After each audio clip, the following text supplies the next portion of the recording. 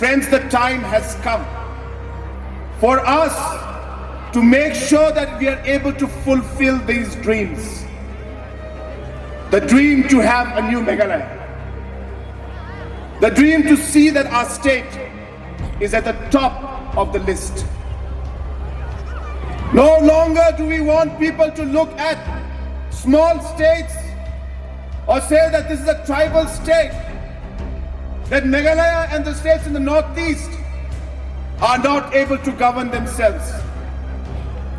We want to make the people of Meghalaya and the people of Northeast proud. Proud so that in the coming years, the rest of the country and the rest of the world should look at Meghalaya and say that we would want to be like Meghalaya. We would like to see that our governance is done the way Meghalaya is being governed.